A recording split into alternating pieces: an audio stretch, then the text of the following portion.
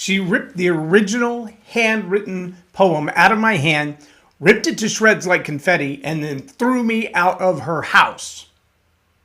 True story. Why? Well, because I created a very elaborate, efficient, effective, emotionally connecting word picture. Yep, the word picture got me thrown out of her house. The same thing can happen to you if you're a communicator who relies on word pictures. And that's what I want to talk about in this episode of Leading Leaders, the Story Power series. Stay tuned. Subscribe now for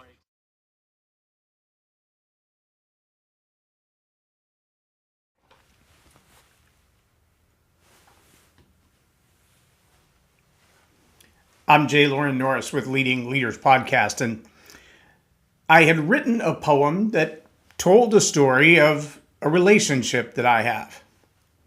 And in that series of relationship, I can tell you the real story, and I have a redheaded stepchild. Literally. Well, I think today she's blonde, but it changes. But she was born a redhead. She was a redhead when I met her. She's naturally a redhead through and through. And when we met, we had a very unique experience because a buddy and I, a girl named Betty, we were on a church visitation team, and we would go visit people who had come to visit our church. And we went out to visit a new visitor. When we walked in the front door, Betty and the homeowner, the visitor, the lady, sat down on the couch together. And I sat down in this old chair. It was like a bear trap, because once I sat down in it, I collapsed all the way through. My elbows were up above my head. I couldn't even hardly get out of the chair. And while I was sitting in that chair, I hear this scream like a wildcat from the other room. And then out of nowhere comes this little 4-year-old dripping wet straight out of the bathtub redhead who leaps across the room and into my lap. And I'm like, what do I do? I couldn't get away. That was our first encounter, and my heart skipped a beat. I had no idea how to react. Well, Mom and I became an item. And while Mom was at work one day, since I was self-employed, this little girl and I, my little redheaded stepchild, we decided it was time for her to learn to ride a bicycle. And we spent the entire day with crashes and falls and scrapes and bumps and bruises. And when Mom came home, I was sure this was going to be the end of our relationship. Her little girl looked like a little boy, all scratched up and scarred up, but she had learned to ride a bicycle and was having a good time. Well, I thought she was. And when Mom got home, my heart skipped a beat. The same when she learned how to swim. And I still have scars on my shoulder and on my neck because it was like trying to put a cat in the bathtub, trying to get her to let loose in the wading pool. And when we got the call that she had dropped from a heart attack at 17 and they were flying her to the hospital to do heart work on our 17-year-old, my heart skipped a beat again. And then when she had her first child, when she got married. And life has continued to give us those heart-stopping moments because that's what happens when you have kids. And so the entire poem was called My Heart Skipped a Beat. And the entire poem was just about the relationship between me and my redheaded stepchild. But when I read the poem in our small group, the host, the homeowner, snatched the poem out of my hand, ripped the original to shreds, and threw me out of her house. It was a couple of months later before I got a call from her when she said, I just want you to understand why I threw you out. I said, well, that would be nice to know because I didn't feel like I did anything wrong or offensive. She said, you painted too good a picture in your poem. I said, I don't understand. And she grabbed her hair and she said, I am a redheaded stepchild. But I was the 5-year-old redheaded stepchild in the bathtub being abused. And that recollection of the redheaded stepchild dripping wet from the bathtub didn't take me to the place of a new relationship and a new encounter that was joyful. It terrified me for her. I'm like, no. We don't have any kind of relationship like that. Not even remotely close, ever. And she said, well, I get that now, but I couldn't stop the way my heart felt. I want you to let that sink in for a minute. That event was, wow, over 10 years ago. But it was a massive, massive learning lesson for me as a communicator, as a communications coach. It's incredibly easy to see the world only through the eyeballs in your own head. It's very easy as a communicator to tell stories that resonate with you, that feel good to you, that take you back to a happy place. Just remember that it's not always a happy place for everybody. And if you're not careful, you paint a picture so vivid, so terrifyingly true for someone else. They can see it in their mind, but they don't feel about that moment the way you feel about that moment. I was listening to Bill Burr as a comedian the other day, and he said, I pulled out a 38 because I was working on a man's yard and he had a 38. It was a 5-shot, and he said, hey, let's go fire some rounds. And I fired 5 rounds without any hearing protection on. And then he stopped and he looked at the audience. He's like, where am I? Most people laugh right there. That's the punchline, that you fired 5 shots from a gun for no reason. He said, the guy just said to me, let's go down the street. There's a burned out car. Let's go put some holes in it. And again, the audience didn't move. And he's like, where am I? Why is it you people don't think it's odd or weird or abnormal that I'm mowing the yard and the guy comes out with a loaded gun and says, hey, let's go pop off a few rounds? It's all about the audience, right? It's all about the experiences that they have already had, the things that they've already lived through. Jafar said it in Aladdin. He said, well, I know I can't kill a genie, but you'll be amazed what you can live through. What you can live through often becomes trauma. What you live through can often be suppressed emotionally, subconsciously. It's pressed way down in the depths of your soul. Your mind, will, and emotions, they still hold on to that trauma, but you haven't processed it. You haven't thought through it. You hadn't let it go. You haven't forgiven it. You haven't gotten over it. You think you've forgotten it, but you really haven't. It's just not in your everyday recall. Let me give you a great illustration of that everyday recall compared to the trauma of the past that maybe you haven't dealt with. There's a thing in the world of fire sciences. Yes, that's what I went to school for after electronics engineering. It's called a duff fire. And a duff fire is when what's on the surface either is put out or it burns itself out. But the heat of the fire has traveled through the layers of foliage or trees or wet grass, and it's gone underground. And sometimes these duff fires, there was one in Colorado that broke through, 10 or 15 years ago, that had been underground, burning in the valleys and the mountains of the Rocky Mountains, they say for close to 90 years.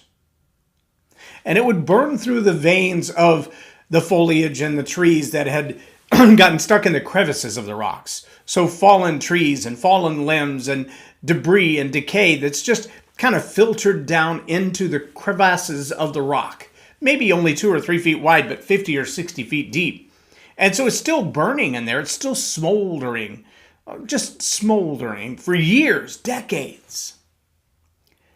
But the minute somebody sticks a walking stick or a pike pole or a tree falls on it or the wind blows really hard and suddenly that little bit of burning ember, that smoldering coal catches a new lease of oxygen. All of that trapped heat that now has oxygen begins to burn. And sometimes what seems like a little bitty hole in the ground, you turn out to have 150 acres on fire almost instantly because that new amount of oxygen gives that fire something else to burn besides what it's been smoldering all this time. There's plenty of heat. There's lots of fuel, but it didn't have any oxygen until right now. That's the trauma in the heart of your audience. And your word picture is the oxygen. the trauma in the heart of an audience, maybe just one audience member, maybe a whole swath of them, is being suppressed by life. You just got to move on with things, right? But that word picture, that one scene, that one very detailed picture that you paint with your words may be the oxygen to their death fire that reignites pain and trauma and fear and terror. And if you've ever been through a massively traumatic event, like a house fire, like a life-threatening car accident, like a holdup at gunpoint, like a rape or an assault or a long-term abusive relationship, that trauma is deep-seated. Here's something else that goes along with that. All of the chemicals in your brain, that relationship between the hypothalamus and the hippocampus, all those chemicals begin to be released in the brain again. And because the subconscious mind doesn't know yesterday from today or from 5 years from now, your body begins to feel and release exactly the same chemicals and hormones, the cortisol, the adrenaline, the dopamine. All of those things come rushing back in the body, and all of a sudden your body is reacting as if the moment were happening again. And so a word picture can trigger someone to feel in a way that they would have never chosen to feel. They don't want to be re-experiencing that trauma. Now, let me also add one other thing to that.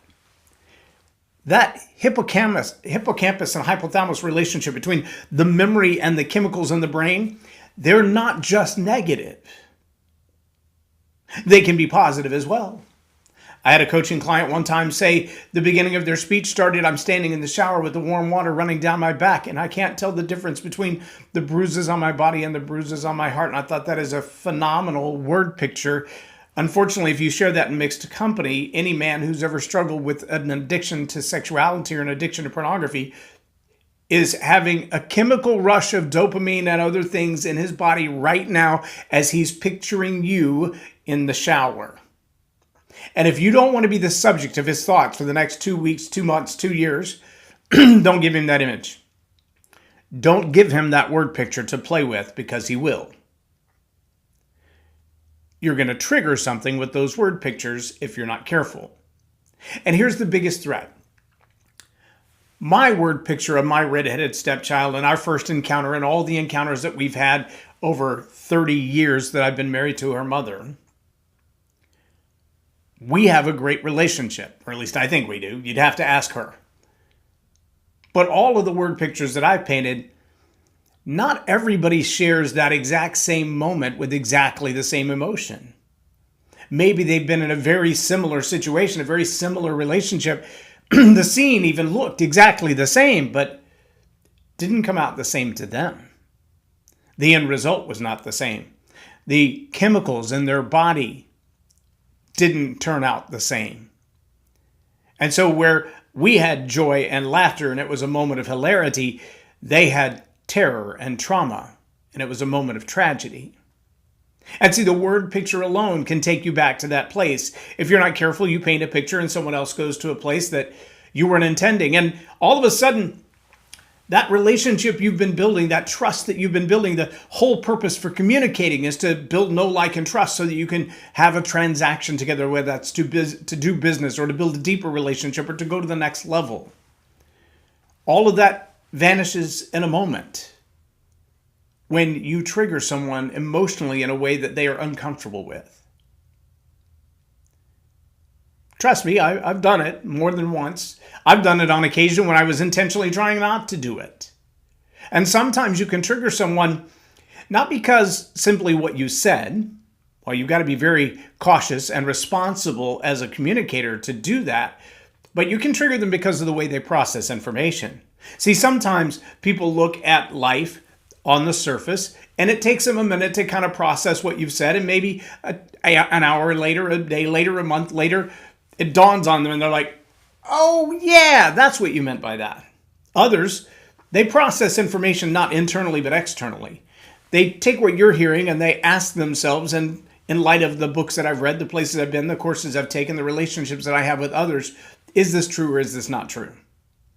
And it's a comparative evaluation of the data that you're sharing, of the moments that you've experienced, the things that you felt, what you thought, what you learned through that. And they're looking at all the other data and they're saying, is it true? Is it not true? Am I keeping it or am I not keeping it? Am I processing it? Does it seem valid in light of all the other history? Others, on the other hand, they only see the world through the lens of their own experiences. When I had this moment in my life, I felt like this, therefore this is reality, and that's all there is to it. Even if they find later that it's true that their perception of that moment was misunderstood, was mistaken, was taken completely out of context based on other relationships or maturity in the moment. We all make mistakes in the way that we evaluate a moment. We all make mistakes in the way that we anticipate someone else's way of relating to us. And if we don't begin to put those things back in context, what happens is we go through life with a skewed view of why people treat us the way we do. Some people are offended by racism that didn't happen. Some people can only see the world through the lens of racism because that's the way they were raised. And everybody with a skin color other than theirs is evil or wicked or unintelligent or uneducatable or irredeemable. There are people in this world who think that way. I've met them. When their skin tones are identical, you can't tell them apart. Brown skins, black skins, darker skins and lighter skins, white skins. And face to face, they look the same. But because of their political beliefs, their religious beliefs, the tribe they were born into, the zip code they grew up in, the area code of their phone number, they're mortal enemies. Not because they know each other, not because they know anything about each other, but because their people can't get along. See, all of these are potential below the surface duff fires waiting to be triggered by a word picture that gives oxygen to human emotion. For better or worse, a word picture that releases that can be a problem. I'll give you one more example of a word picture and how easy it is for it to go awry. I was teaching a class, the Story Power Master class, several years ago.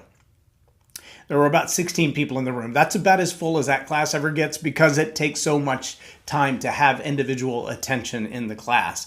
It's usually better when it's like 8 to 10 people. This particular class, we had 16.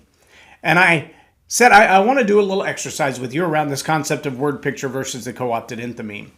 And in the word picture, I said, I want you to picture the man in the flannel shirt standing silently on the hill. And then I went one by one through the class and I said, who do you see? And as we went down the row, people would say, well, I see Robert Redford. I see Paul Bunyan. I see Brawny Paper Towel Guy. And as we just went down the list, everybody kind of gave their own opinion of what they saw. When we got to the first guy in the room, he said, I see Larry the Cable Guy, with his sleeves missing. I said, that's interesting. Another guy said, I see Al Borland, from Tim the Toolman Taylor. I said, another interesting one, because, we've had all these very masculine, very sex symbol kind of guys up to this point. I get to the last person in the room, a middle-aged woman, and she's staring out the window with tears streaming down her face. And I said, who do you see? She said, I see my grandpa. He always wore flannel. And on the day we buried my grandmother, he was standing on the hill by himself. And I walked up and I said, what are you thinking, Grandpa? And he looked at me with tears in his eyes and he said, she promised I could go first. Now, I got to tell you right there, that's a woman honoring a man she adores, someone she loved. And if I had, in my own mind, written a story that set that line up to be the beginning of a story or a punchline to a Larry the Cable Guy or a Tim the Toolman Taylor kind of an impression, I might have said, and the man in the flannel shirt stood silently on the hill, and then he ripped one. And while a lot of people who pictured Tim the Toolman Taylor or Al Borland, they might have might have found that to be absolutely hysterical. And the ones who thought of a man as a sex symbol, a Robert Redford, a Paul Bunyan, a Marlboro Man, they might have been offended by that. But the one who thought with honor of her grandfather, she's not just not taken in by the story. She's not just not going to feel the punchline. She's wounded. She's emotionally hurt. That word picture has just given oxygen to a duff fire of emotional pain that you're not going to put out for a while. But see, the ability to master the art of the co-opted enthymeme is the ability to skip the word picture, to not stir people's emotions and trigger them in ways that you're not prepared for because you're not even aware it's going to happen, but instead to paint a picture that has an emotional resonance to it that causes them to paint the picture themselves. Let me say it like this in the last couple of minutes that I have. It's real easy to say word picture. I came home late at night, parked my car in the driveway. I walked through that old wooden gate, you know, the one that drags on the ground, and you have to lift it up so it doesn't pull all the grass out and doesn't squeak to high heaven and wake up all the neighbors. I closed the gate behind me as quietly as I could, and I stepped over the garbage because it's outside the kitchen door because, you know, tomorrow's garbage day. I make my way into the kitchen, close the door, and just as I step inside, the kitchen light comes on, and there next to the kitchen island where the green refrigerator and the old white plastic toaster from the bank sits, my mother stands in her pink bathrobe, you know, with the one with the elbows worn out, and we begin to have this conversation, and I realize in that moment that life will never be the same after this conversation is done. Now, I've just painted a word picture that a lot of people would look at and go, yeah, no, we didn't park in the back and come through the wooden privacy fence. Our gate didn't drag on the ground and make all kinds of god-awful noise to wake up the neighbors. And garbage outside the door, who does that? And see, each one of those places where someone might go, that's not the picture I see. I've never been there. They begin to step out of the story and look at it from a different perspective, and they feel like, well, that's not about me. You're talking about yourself, but you're not talking about me. It's not my story. I'm not in that story. And in that moment, you lose them. And trying to get them back to feel what you felt in that moment is near impossible. Now, the co-opted enthymeme might sound something like this. I came home late at night. I was just exhausted. I made my way in the house as quietly as I could. I just wanted to go to bed. I was so wiped out. I was so tired from a long day. And as I made my way into the kitchen and the light came on, there stood my mom. And the look in her eye and the tone in her voice told me this conversation, it's going to change everything. In fact, after this conversation, things will never be the same again. Now, see, the chances are, if you're paying close attention and you're engaged in the story, that right now you don't see my mom in my kitchen, you see your mom in your kitchen. You don't remember the time that I had that conversation with my mom, but you recall the time you had that conversation with your mom. In fact, you might be thinking right now, I need to pick up the phone and call my mom, because that conversation truly did change everything. And the opportunity for you to be deeply engaged in the story and reactive to what it is that I'm trying to highlight for you, that's a great opportunity. It's a great learning moment. It's a great chance for you to go on a journey with me into new experiences and new relationships. It's a new level of trust, though. It says, I know from here you've got me emotionally, and I trust that you're going to take me to a safe place. Listen, if you're a communicator and you only tell the story through the lens of your own experiences, and you're not concerned with the lenses of anybody else's experiences or their outside knowledge or their own research, chances are at some point you're going to use a word picture and you're going to expect them to see what you saw and to feel what you felt, and you'll be wrong. And when you do that, you're going to trigger something in them emotionally that maybe they can't even recover from. Which means their trust in you might never recover, and your ability to communicate with them further might be done. Be cautious about your word pictures, because when your word picture becomes a trigger, trust is the victim. I'm J Loren Norris with Leading Leaders Podcast for Tell It Like It Is TV. Have a blessed day. Lauren is a master teacher on storytelling.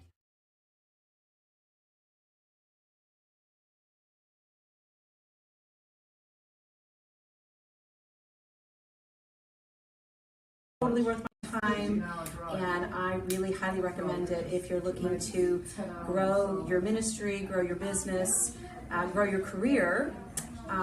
Lauren will serve you well. Thank you.